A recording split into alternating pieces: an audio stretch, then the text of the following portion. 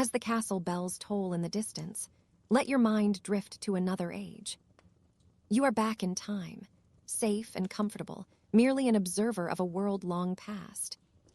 Welcome back, weary traveler, to the realm of sleep. The day's journey is done. The sun has dipped below the battlements, and a gentle hush falls over the land.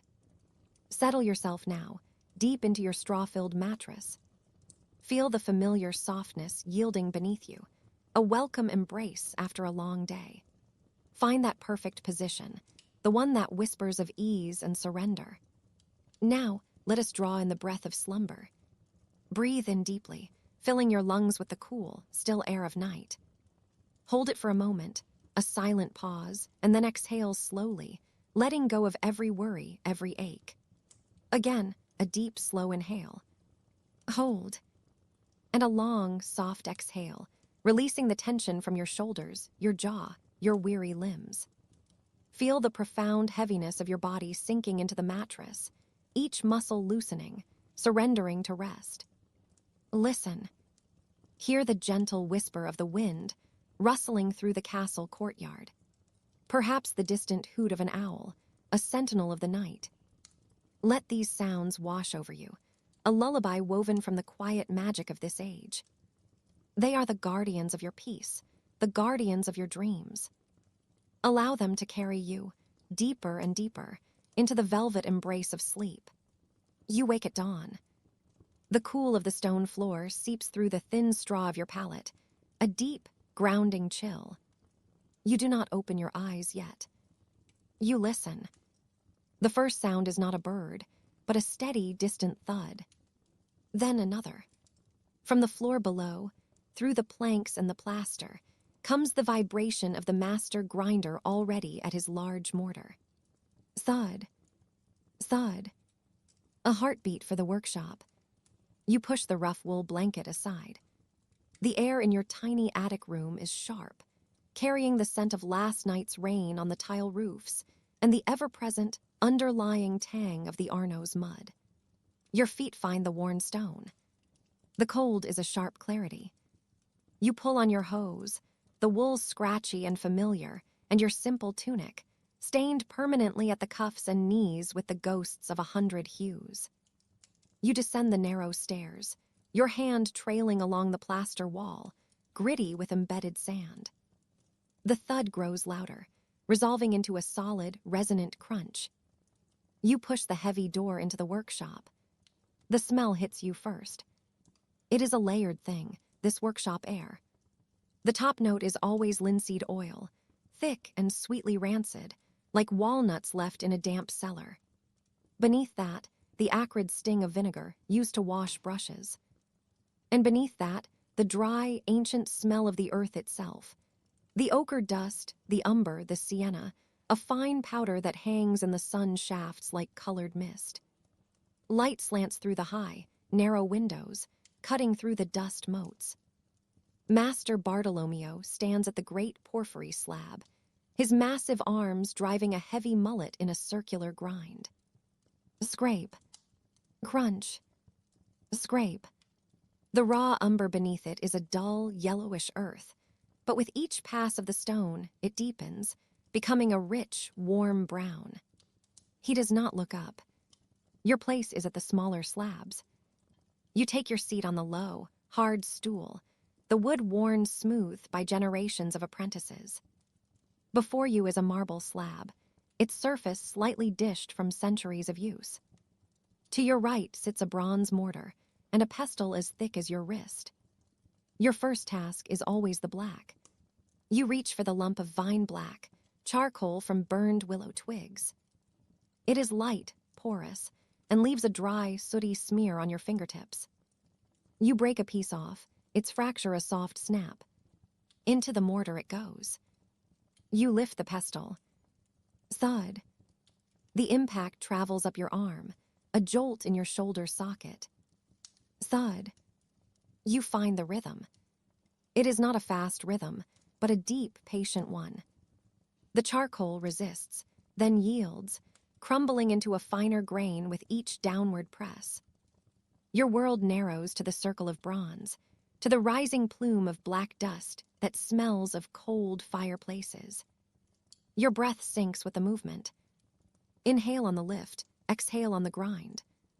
The chatter of the journeymen mixing panels in the corner becomes a distant murmur, like river water over stones. When the black is a fine powder, you sweep it onto your slab with a goosewing brush. You add a few drops of linseed oil from the cruet. The oil is cold and viscous. You take the glass muller, its base ground flat, and begin the true work. A circular press, a firm drag. The sound changes from a crunch to a soft, wet shush, shush, shush. The oil and pigment marry under the glass, transforming from a gritty paste into a silken, infinite black. This is the alchemy. From burnt trash, you create a darkness so deep it can define an angel's wing or the depths of hell. Your fingers are stained. The pores of your skin hold the pigments. You move to the ochre. This one is heavy, a lump of clay earth from Sinopia. It smells of iron and dry fields.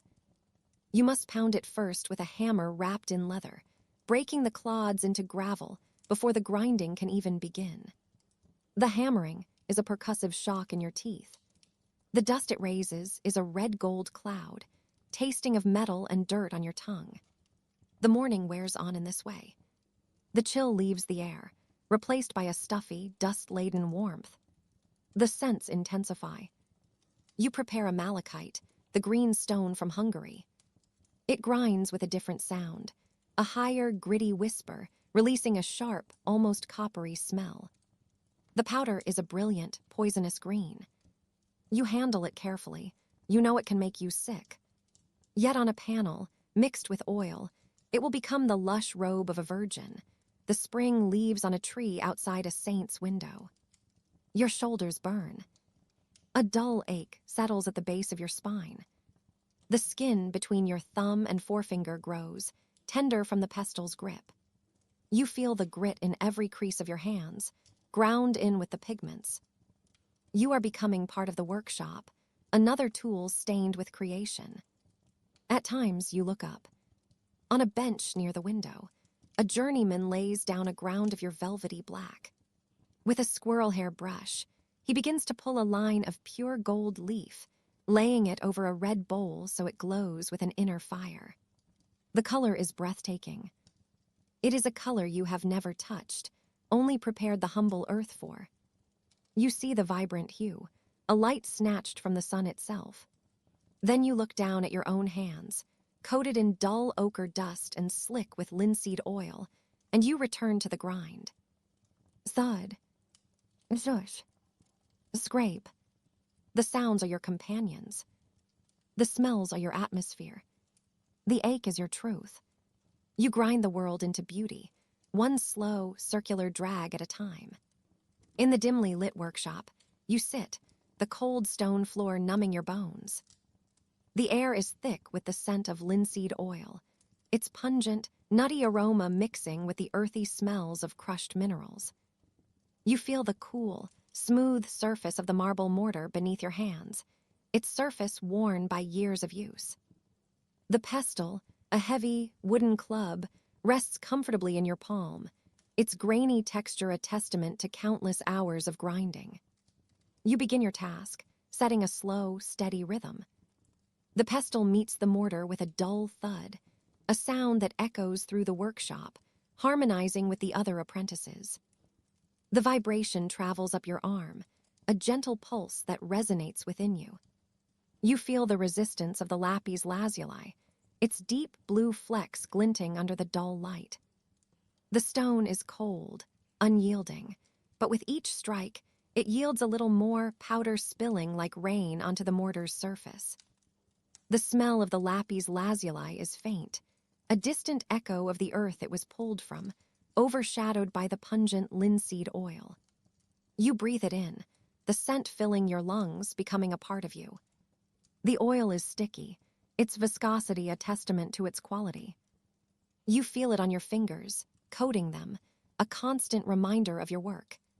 The rhythm is hypnotic, the thud of the pestle, a metronome guiding your movements. You feel the strain in your arm, the muscles protesting the repetitive motion. But you ignore it, your focus solely on the task at hand. The cold seeping from the stone floor numbs your feet, but you barely notice, your body lost in the rhythm. Around you, the workshop hums with activity. The scraping of spatulas on mixing boards, the muted chatter of artists discussing their commissions, the occasional call for more pigment. The sounds are a symphony, a constant companion to your labor. You feel the vibrations in your chest, a physical connection to the world around you. The pigments are a stark contrast to the grim reality of their production. The vibrant blues of lapis lazuli, the deep reds of cinnabar, the bright yellows of orpiment. You feel their colors, their vibrancy a stark contrast to the cold, gray workshop. They are the result of your labor, a testament to your skill. You feel the weight of the stone in your hand, the cold seeping into your skin. The rhythm is unchanging, a constant drumbeat guiding your movements. The scent of the pigments fills your nostrils, a constant reminder of your work. The sounds of the workshop echo around you, a symphony of labor and creation. Your body aches, the strain of the repetitive motion taking its toll. But you ignore it, your focus solely on the task at hand. The cold, the scent, the sound, the rhythm. They are your world, your reality. And in this world, you find a strange sense of peace, a tranquility born of repetition and routine. You are an apprentice pigment grinder, and this is your life. The rough, cool stone of the grinding slab presses against your forearms as you lean in, the familiar weight of the pestle, a comforting anchor in your hands. It's a dull ache, a perpetual thrum in your muscles, but it's your ache, the language of your days. You coax color from earth. Today, it's the warm ochres, a palette of sun-baked Italian hillsides captured in powdery dust. The air in the workshop is thick, a tapestry woven from 100 distinct scents. First, the sharp, almost acrid tang of the mineral pigments themselves. You breathe it in, a familiar sting in your nostrils. Then, the pungent breath of linseed oil, warm and slightly rancid, its viscous richness a promise of vibrancy to come. It coats everything, a greasy film that clings to your calloused fingertips, to the worn wood of your grinding tools, to the very air you inhale. You can almost taste it, a faint, oily sweetness on your tongue. Your pestle, a heavy, rounded stone, dances a slow, deliberate rhythm against the ochre powder. Thud. Scrape. Thud. Scrape. The sound is a lullaby, a constant, grounding beat that drowns out the muffled chatter of the master and his apprentices in the main studio. They speak of commissions, of saints and virgins, of the fleeting whims of patrons. You hear the murmur of their voices, a distant current beneath the more immediate sounds of your labor. The scrape of a spatula against a ceramic muller, the soft shush of a brush being cleaned in turpentine, the distant clang of a hammer from the stonemason next door. These are the sounds that truly form your world. You press down, harder now, the fine ochre dust blooming under the pressure. Tiny flecks of red and yellow, born from iron oxides deep within the earth, begin to emerge, freed from their stony prisons. Your hands, stained a permanent rusty hue, move with an instinct honed by months of repetition. You sweep the powder back into the center of the slab with a broad, stiff brush, its bristles coarse against your skin. Then the pestle descends again, a steady, unwavering force. The coolness of the stone seeps through your thin tunic, a welcome relief from the humid warmth of the workshop. Sweat beads on your brow, trickling down your temples, but you don't notice it. Your focus is entirely on the transformation happening beneath your hands. You are not just grinding rocks. You are unlocking secrets, coaxing imprisoned light from the dark embrace of the earth. The linseed oil, poured from a clay jug, is a thick golden stream. It pools in the center of the ochre, a liquid sun. You work it in with the pestle, then with a flat wooden spatula. The motion is different now, a pushing and pulling, a coaxing of the dry powder to embrace the oil. The scent intensifies, the pungent sweetness blooming, mingling with the earthy aroma of the ochre. It's a smell that will cling to your clothes, to your hair, to your very skin, a constant reminder of where you spend your days. You scrape the paste, now a rich, buttery mass, into a small terracotta pot. The color is a revelation, a vibrant, earthy warmth that seems to hold the very essence of a Tuscan sunset. It's a far cry from the dull, dusty powder you began with, a testament to the alchemy you perform. You admire it for a fleeting moment, the deep, saturated hue a reward for your labor. But there is no time for lingering. Another lump of raw pigment waits, another pot, another day of grinding. You rinse your hands in a basin of water, the oily residue clinging stubbornly. The water turns a murky yellow, mirroring the color you've just created. You can feel the strain in your shoulders, the slight tremor in your fingertips from the constant, repetitive motion. It's a weariness that settles deep into your bones, a dull ache that will follow you even into your dreams. But as you reach for the next scoop of raw material, a cool, gray-blue stone this time, the promise of ultramarine, a different kind of sensation washes over you. It's the quiet satisfaction of creation, of being a small, essential part of something beautiful. You are the unseen hand that unlocks the vibrant hues that will adorn the walls of churches, the pages of prayer books, the portraits of powerful men. The grim reality of your labor, the dust, the stench, the aching muscles, is the necessary sacrifice for the luminous beauty that will eventually fill the world. And in that thought, there is a strange, quiet peace. You fold oils and pigments. The spatula whispers in your grip, a flat tongue of polished beechwood. You press it down and draw it through the mound of paste on the porphyry slab. The paste yields, a grainy, reluctant substance that parts and then slowly flows back together under the path of your tool. You fold it again, and again. The linseed oil breathes its thick, nutty breath into the air around your face, a smell so potent it coats your own throat. You poured it from the flask with care, a slow, glistening stream that pooled in the crater you demade in the powdered malachite. Now, the two are becoming one under your hands. The initial resistance is a dry, squeaking protest. Then, as the oil penetrates, the mixture turns to a stiff, gritty paste.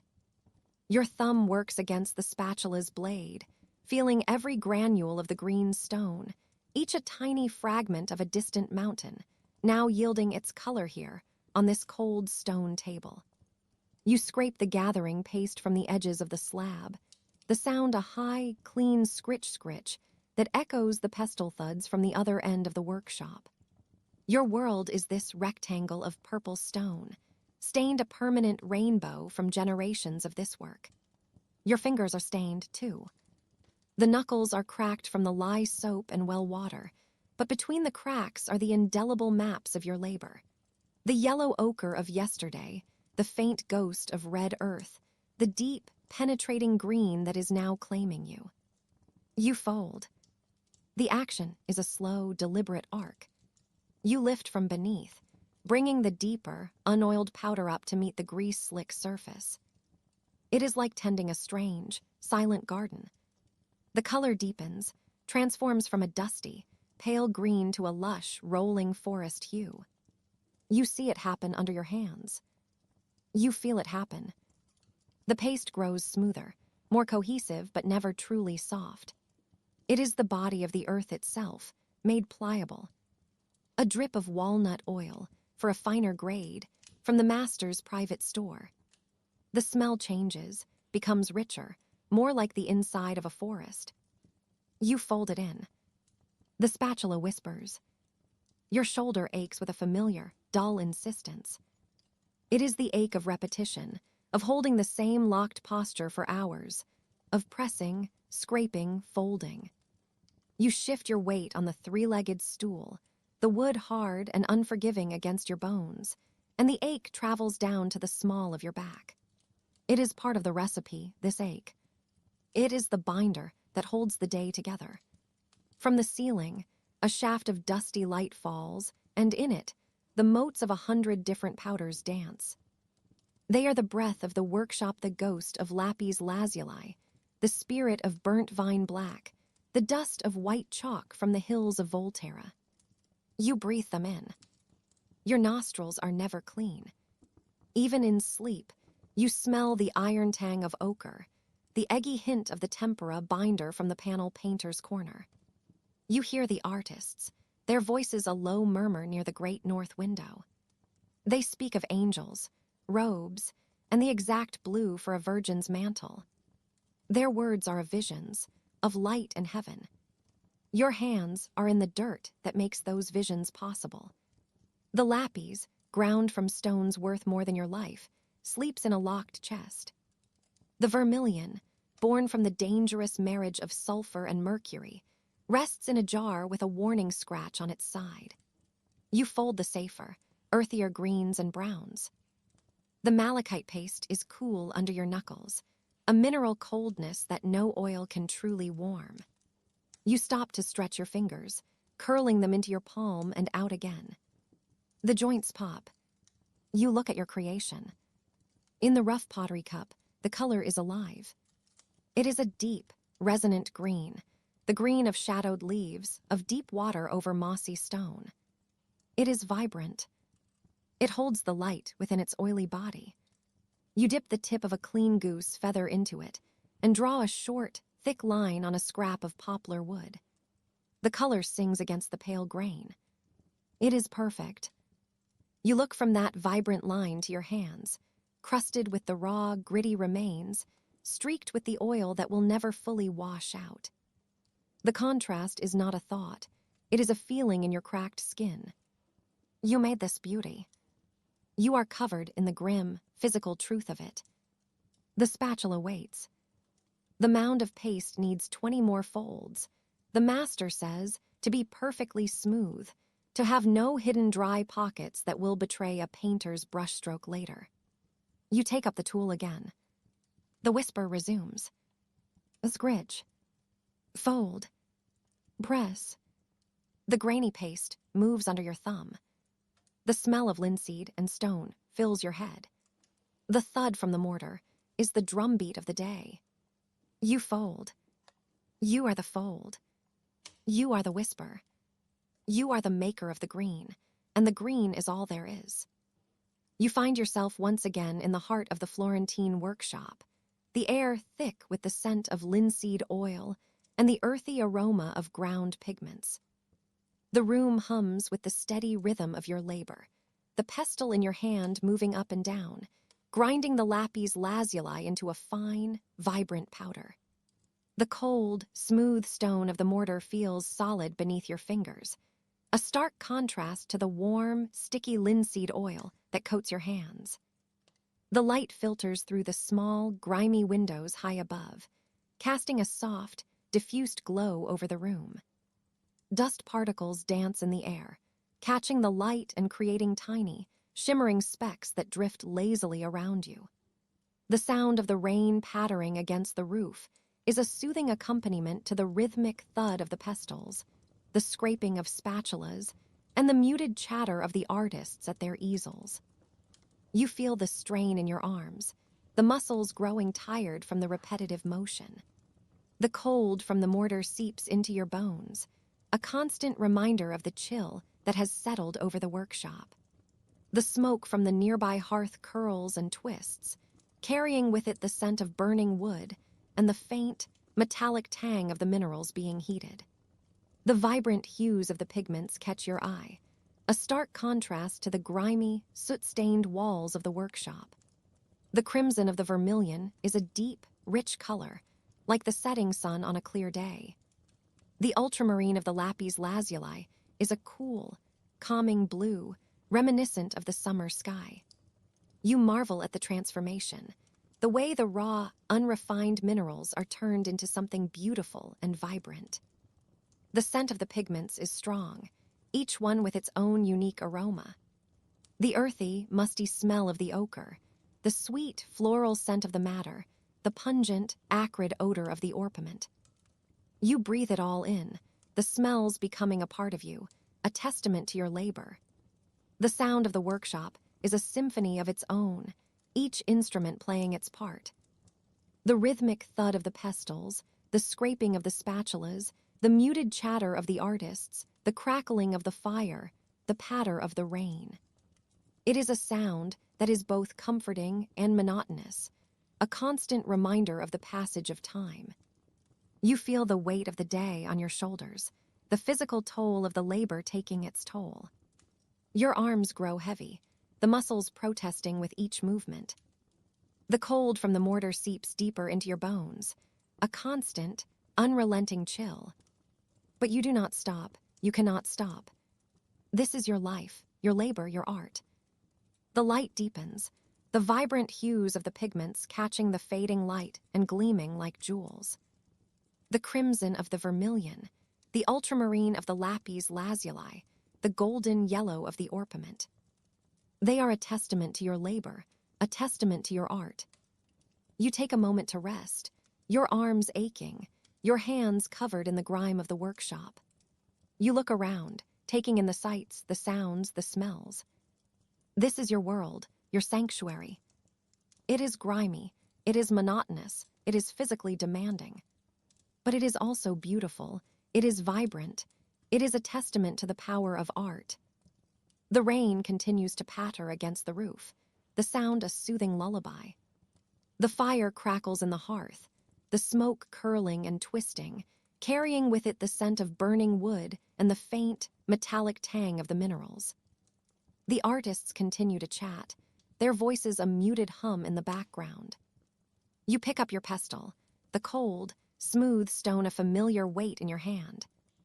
You look down at the mortar, the ground pigments a vibrant, colorful array.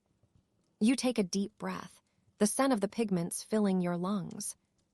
And you begin again, the rhythmic thud of the pestle a comforting, familiar sound.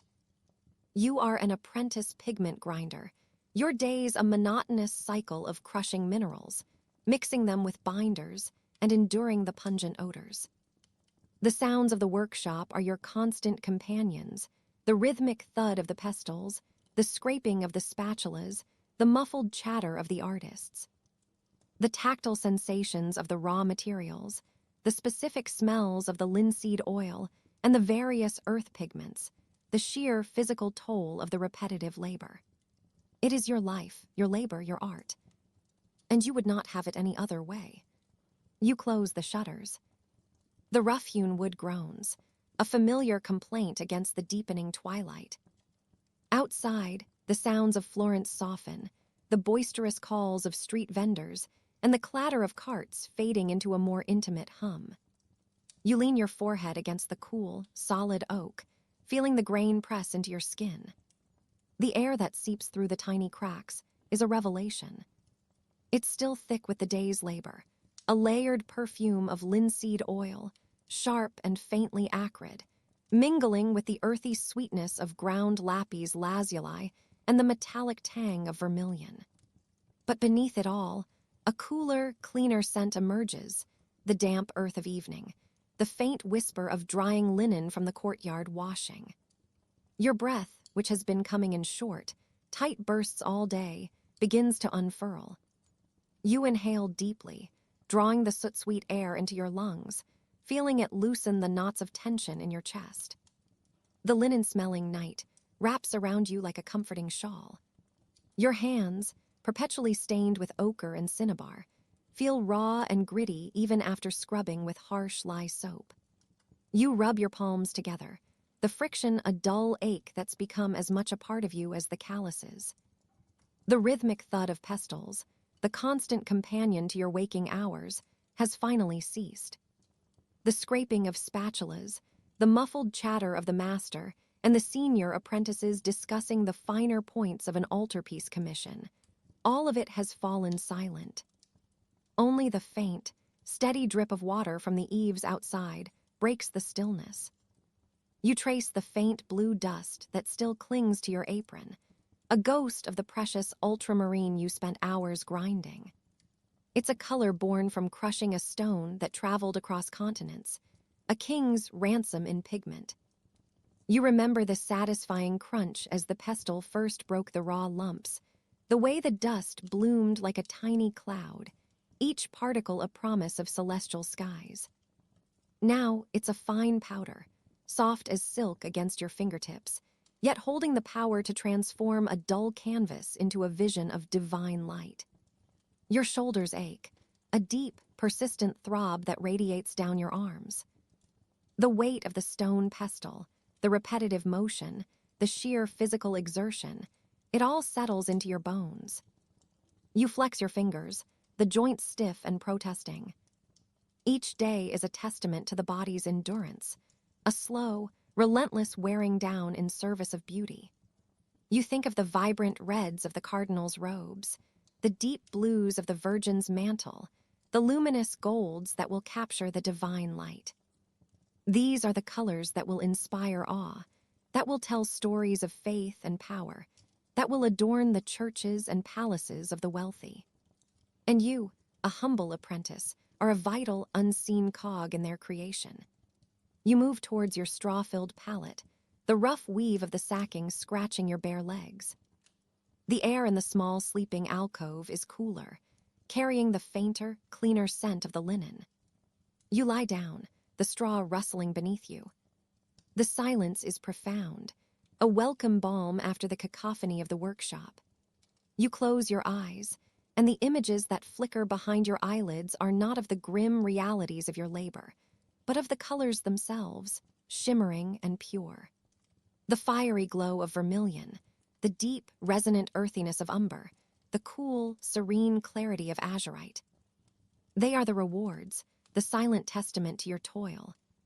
Your breathing deepens, each exhale a slow release of the day's weariness.